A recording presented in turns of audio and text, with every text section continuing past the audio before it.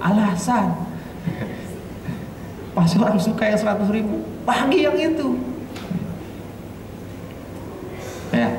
Nah, ini kita lewat saja, tapi hadisnya begini, ya kan? Yang namanya infak, berbagi itu kata Rasulullah adalah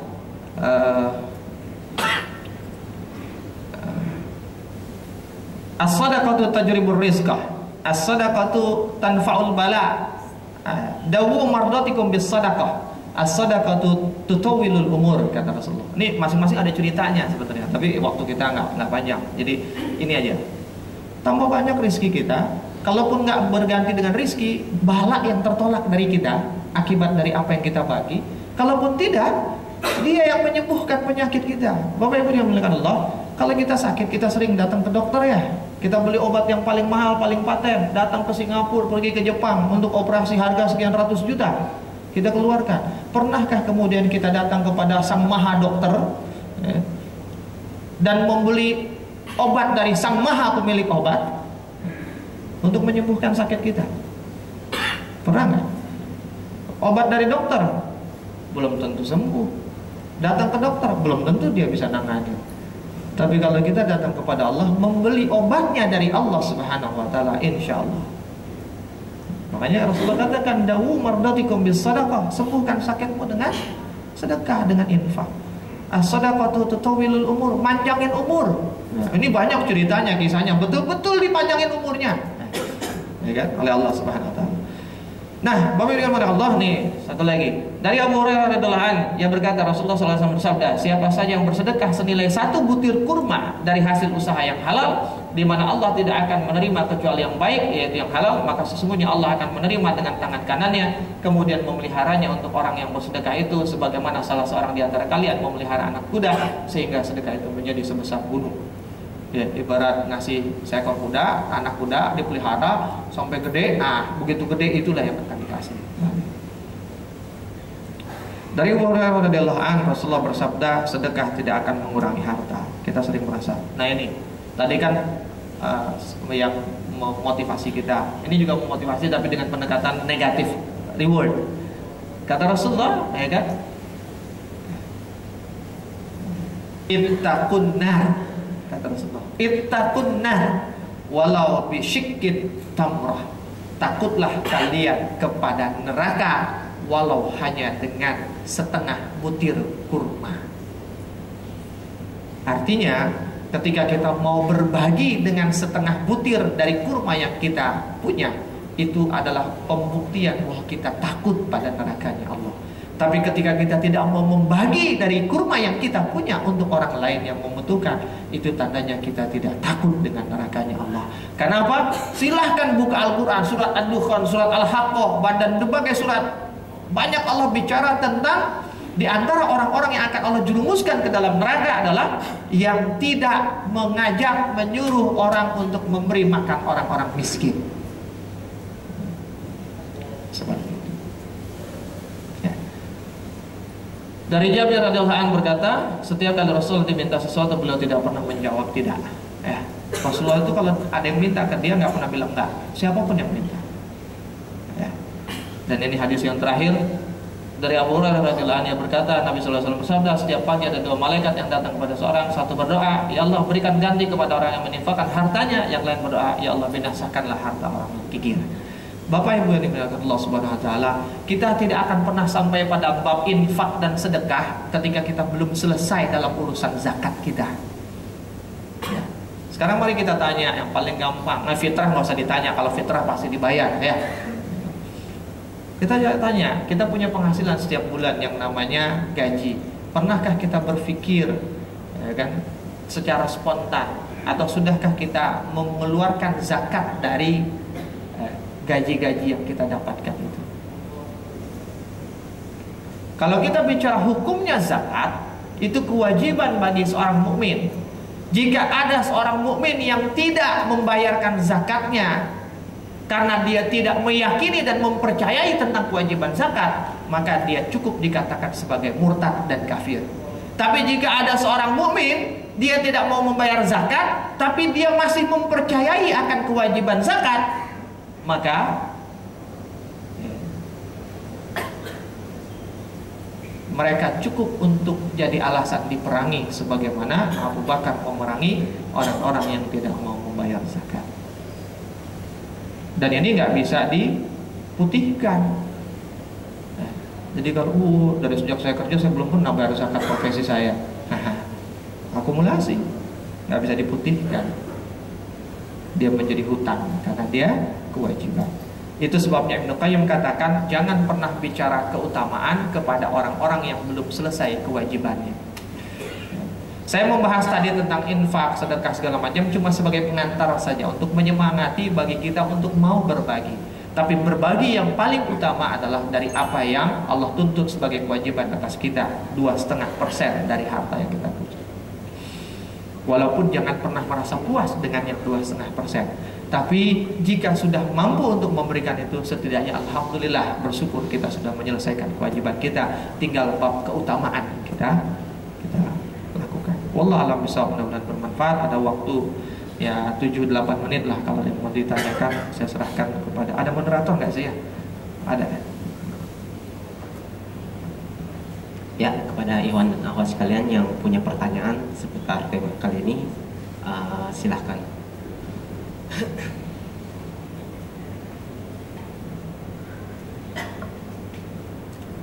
Dari akhwatnya.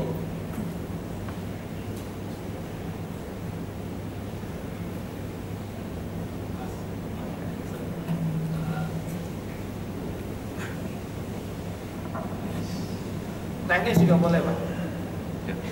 Assalamualaikum warahmatullahi wabarakatuh. Ustadz, tadi mengenai pertanyaan cerita Ustadz yang mengenai ulama Hasan Basri ya. Kan kalau saya simak gitu, sepertinya kan beliau itu memberikan rotinya itu bukan karena Allah ya. Ini tolong dikoreksi. Sepertinya dia memberikan itu cuma karena apa yang mendapatkan yang 10 kali lipatnya itu. Nah kalau misalkan kita memberikan sesuatu tapi mengharapkan fadilah seperti itu gimana ya? Baik, terima kasih. Assalamualaikum warahmatullahi wabarakatuh. Waalaikumsalam. Iya, ini atau ada yang mau nanya lagi biar dikumpulin? Nah, sekalian aja biar nggak bolak-balik. Silakan, Pak.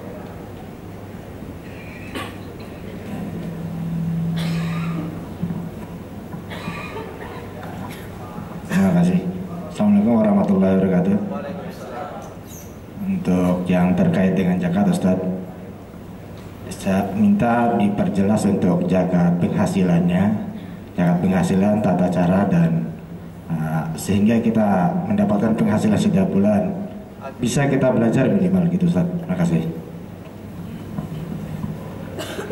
Ada lagi satu lagi biar sekalian. Oh, ada ibu-ibu. Langsung aja Ibu, silakan.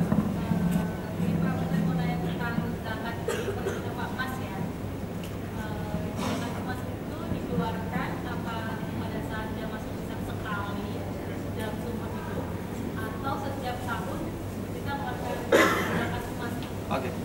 Baik. Ya, saya jawab yang pertama dulu. Nanti saya cukup waktunya aja ya. Yang tidak terjawab berarti ya mudah-mudahan dijawab oleh yang lain nanti ketika ada waktu yang lain.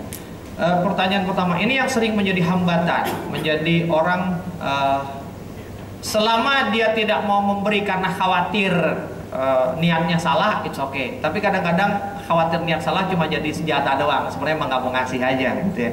Nah, tapi saya yakin semua mau ngasih cuma khawatir salah. Bapak Ibu yang dimuliakan Allah Subhanahu Wa Taala, sendi iman itu ada 3. Sendi iman itu ada 3. Takut, harap, dan cinta.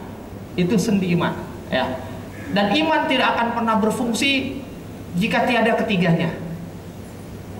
Ya. Iman tidak akan pernah bisa berfungsi jika tiada ketiganya. Nah, artinya apa? Adalah bagian dari iman kepada Allah Subhanahu wa Ta'ala ketika dia melakukan sesuatu semata-mata karena dia takut akan nerakanya Allah, sehingga dia akan lakukan apapun yang penting dia selamat dari nerakanya Allah, atau dia terhindar dari siksanya, atau dihapuskan dosa-dosanya. Pokoknya bawa neraka lah. Bagian dari iman kepada Allah jika seseorang itu melakukan sesuatu karena dia punya harapan kepada Allah, entah mengharapkan masuk surga, mengharapkan dapat pahala, atau mengharapkan apapun yang Allah janjikan kepada dia. Itu adalah bagian dari keimanan kepada Allah Subhanahu wa Ta'ala. Sebagaimana juga menjadi bagian dari keimanan kepada Allah ketika seseorang itu melakukan sesuatu semata-mata karena mengharapkan cinta dari Allah Subhanahu wa taala. Artinya apa? Boleh, Pak, kita berinfak, kita memberikan, melakukan sesuatu semata supaya terhindar dari neraka, terhindar dari dosa, supaya diampuni dosa kita. Boleh ketika kita melakukan sesuatu karena apa? Supaya dapat surga dari Allah, supaya dikasih pahala, supaya Allah balas dengan begini. Selama Allah menjanjikannya, itu boleh.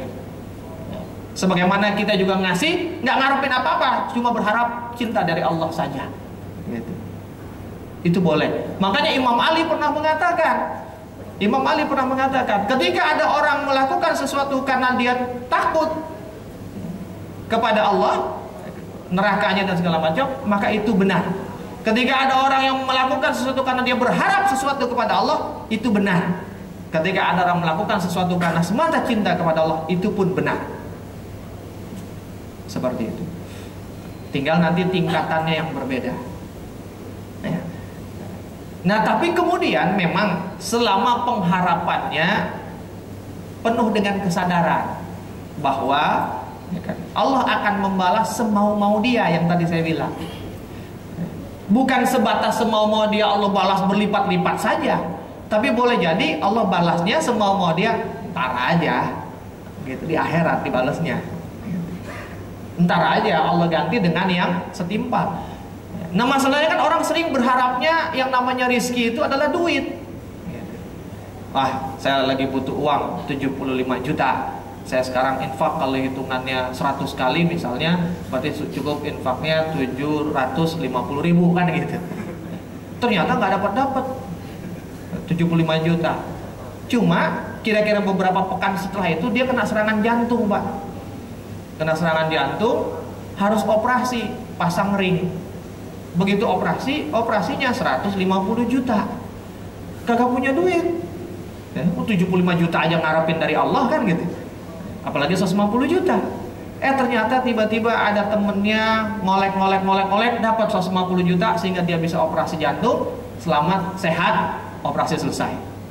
Pertanyaannya, sudahkah Allah balas yang 75 juta yang diharapkan? Oh, sudah, lebih malah. Cuma orang nggak ngelihat yang begitu kadang-kadang. Jadi kita harus sadar bahwa Allah pun akan balas semau-mau dia. Kita punya harapkan, dan selama kita berharapnya kepada Allah, silahkan. Cuma jangan sampai kita melakukan proses yang namanya ibadatul ibadah, menggantungkan ibadah pada ibadah, mengibadahi ibadah. Misal, nih rezeki sedikit banget, terus katanya kalau sholat duha memperbanyak rezeki, sholat duha rutin 1 bulan sholat duha, benar rezekinya nambah gitu kan. Terus setelah 1 bulan, udah kayaknya, ya kan, kagak sholat duha lagi, turun lagi rezekinya. Oh, ini kayaknya gara-gara sholat duha nih. Akhirnya itu yang namanya mengibadahi ibadah. Oh, ternyata rezeki itu karena duhanya. Tapi yang seharusnya rezeki itu karena Allah Subhanahu wa taala. Gimana cara Allah? Lewat duha. Tapi bisa juga lewat yang lain. Itu yang penting, kita nggak boleh terjebak ke sana. Ya, Pak ya. Jadi boleh berharaplah setinggi-tingginya kepada Allah, kata Ibnu Qayyim al-Jauziyah, berharaplah setinggi-tingginya kepada Allah, karena batasan harapan itu adalah seluas rahmatnya Allah Subhanahu wa taala. Nah, yang namanya rahmat Allah, kata Ibnu Qayyim, Allah rahmatnya ada 100. Satu sudah Allah kasih di alam, di muka bumi saat ini, dari sejak bumi ini diciptakan hingga hari kiamat nanti. Yang dinikmati oleh manusia dari awal Adam sampai akhir nanti hari kiamat. Itu rahmat Allah yang satu tuh. Air yang bersih, oksigen yang baik, semua serba ada, apa yang dimau ada gitu ya. Itu satu. 99 Allah sediakan di surganya nanti. Gitu. Jadi berharaplah setinggi-tingginya, karena harapan itu seluas rahmatnya Allah Subhanahu wa taala. Oke, waktunya sudah habis. Ya. Selanjutnya aja, yang mau balik aja gitu ya. Pokoknya saya ngomong aja sampai sepi gitu ya. Nah, pertanyaan yang kedua, gimana apa pembagian apa masalah zakat misal. Bapak Ibu yang dimuliakan Allah Subhanahu wa taala, bicara tentang zakat. Zakat itu kan sebenarnya ada dua babnya. Ada zakat fitrah, ada zakat fitrah atau fitri, ada zakat mal. Zakat mal itu nanti dibagi-bagi, ada zakat peternakan, zakat perniagaan, zakat dalam bentuk emas dan perak atau simpanan uang. Kemudian nanti ada zakat rikzah kalau tidak salah istilah, dan madain, ya kan, yaitu zakat barang temuan, ya kan, barang berharga temuan dan barang tambang. Ada lagi nanti zakat namanya zakat profesi. Nah, tapi kita di sini bicarakan tadi pertanyaan zakat profesi. Bicara zakat profesi, gimana? Zakat profesi itu hitungannya adalah dia yang namanya zakat hampir semuanya hitungannya dia harus memenuhi nisab, ya, kecuali fitrah, ya, nisab. Nah, bicara nisab memang beda-beda. Kalau bicara emas atau simpanan, nisabnya adalah itu setara dengan 20 dinar. 20 dinar itu kalau mau digramin 85 gram. Itu nisabnya zakat emas. Kalau perak setara dengan 200 dirham. 200 dirham itu kalau mau dikiloin, ya kan? Dia sebanding dengan perak itu berapa ya?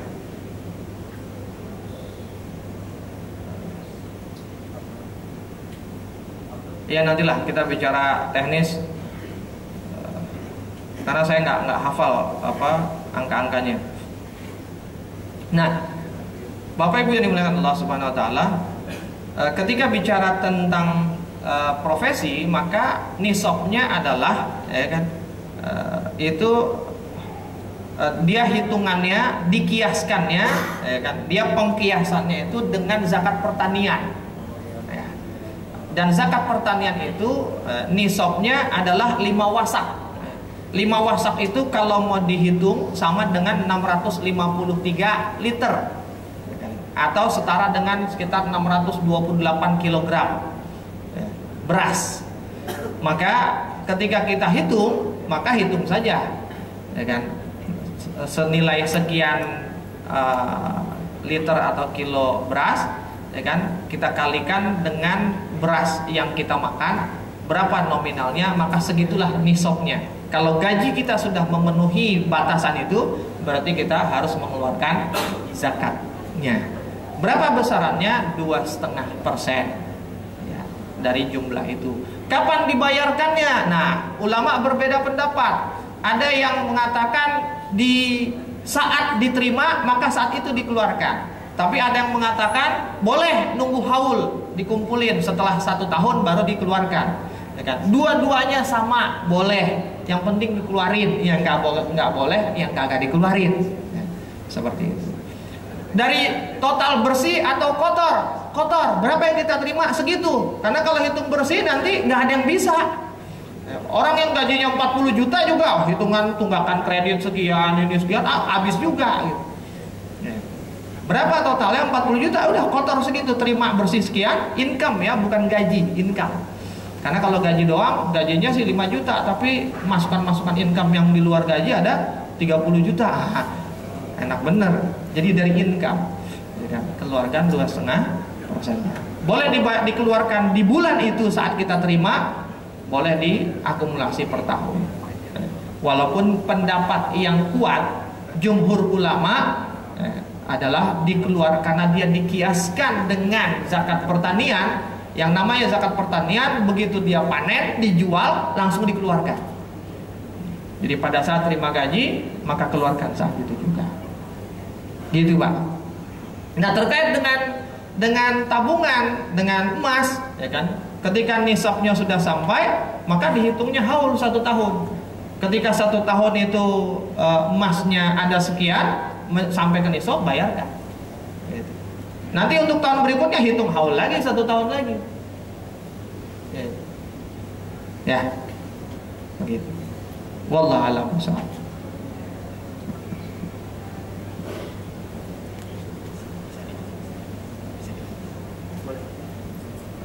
Terima kasih kepada teman-teman dan akhwat sekalian yang telah menyempatkan kehadirannya.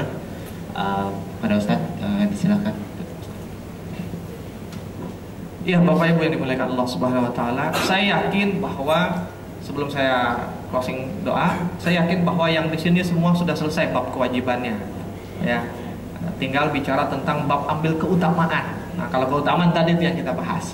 Tapi kalau ada yang belum selesai kewajibannya, mohon segera diselesaikan kewajibannya. Karena apa? Ketika itu tidak kita penuhi, maka sesungguhnya ya kan, Allah itu tidak pernah memisahkan antara sholat dengan zakat. Bahkan sampai Abu Bakar As-Siddiq sendiri, ketika para pembangkang yang gak mau bayar zakat itu terjadi di zamannya, ya kan, dia katakan perangi. Itu para sahabat banyak yang bilang, jangan, mereka kan muslim juga, cuma nggak bayar zakat doang. Kata Abu Bakar, wallahi jika di masa Rasulullah mereka membayarkan zakat dengan tali kekang untanya, tapi begitu Rasulullah wafat dia tidak memberikan tali kekang untanya, akan aku perangi mereka. Dibujuk lagi, jangan, masih saudara juga gitu. Kata Abu Bakar, wallahi aku tidak akan pernah, sesungguhnya Allah tidak pernah memisahkan antara sholat dengan zakat. Dan jika ada orang yang memisahkan antara sholat dengan zakat, aku akan memerangi mereka hingga mereka menyatukan kembali antara sholat dengan zakat. Sampai kemudian Umar bin Khattab yang diminta oleh sahabat sebagai teman dekat, mar ente yang bujukin gitu. Dibujuklah sama Umar, udahlah ente jangan keras-keras bener, kan yang biasanya keras aneh kata Umar gitu kan. Ente kan biasanya lembut, kok sekarang ente yang keras gitu kata Umar. Sampai kemudian apa kata Abu Bakar, wallahi jika tidak ada satupun di antara kalian yang akan memerangi mereka kecuali satu orang, illa jundan wahid, maka akulah orangnya, kata Abu Bakar. Dibujuk lagi sama Umar sampai akhirnya Abu Bakar bangun dari duduknya, dia berdiri, ditarik jenggot Umar. Umar itu melotot aja orang takut. Jadi kalau Umar mau ditarik jenggotnya, tinggal dipelototin aja Abu Bakar kalau dia mau. Tapi pada saat itu nggak mau. Ditarik jenggot Umar, Umar terdiam. Apa kata Abu Bakar? Wallahi ya Umar, apakah kamu akan menjadi seorang pengecut di masa Islam, padahal kamu menjadi seorang pemberani di masa jahiliyah? Digituin Umar, nantangin bener kan? Bapak Ibu Allah, begitu pentingnya zakat. Maka jika belum selesai kewajiban kita, bayarkan. Dan zakat keutamaannya, tuntunannya bukan kita yang nyalurin, dia dipungut. Saat ini ya kita tidak punya negara yang memungut, karena negara ini bukan negara yang berdasarkan Islam. Maka apa? Carilah penyalurnya, ya kan? Seperti itu. Karena apa? Gunanya disalurkan, ada yang mengambil supaya zakat itu dikelola. Maka kemudian ketika dikelola jumlahnya dalam jumlah yang lebih besar, sehingga dia signifikan untuk dalam masalah pengentasan kemiskinan. Tapi kalau masing-masing mau nyalurin sendiri 2,5% dari 10 juta cuma 250.000 ngasih, nggak berasa, nggak kelihatan artinya. Apalagi kalau ini ngasih ke dia, ntar dari sono ngasih ke dia juga, ntar dari yang lain ngasih ke dia juga, tidak terpetakan dengan baik, akhirnya tertumpuk pada satu orang, tapi yang lain tidak terbagi. Maka tadi biarkan ada yang memungut dan kemudian yang memungut itu yang menyalurkan. Selesaikanlah kewajiban-kewajiban kita sebelum ya, status murtad ataupun kafir itu menempel ke diri kita, atau seandainya pun tidak ada negara yang memerangi kita seperti Abu Bakar memerangi, ya kan? Maka jangan sampai nanti Allah yang memerangi kita. Nauzubillah min dzalik. Wallahu a'lam bishawab, mudah-mudahan bermanfaat. Kita tutup dengan sama-sama membaca doa. A'udzubillahi minasyaitonirrajim. Bismillahirrahmanirrahim. Hamdan na'imin hamdan syakirin hamdan yuwafi ni'amahu wa yukafi mazidah. Ya Rabbana lakal hamdu wa lakal syukru kama yanbaghi li jalali wajhika wa 'azimi sultanik. Allahumma ighfir lana wa liwalidina warhamhuma kama rabbawna shighara. Allahumma ighfir lana dzunubana wa kaffir 'anna sayyi'atina wa tawaffana ma'al abrar. Rabbana la tuzigh qulubana ba'da idh hadaytana wa hab lana min ladunka rahmatan innaka antal wahhab.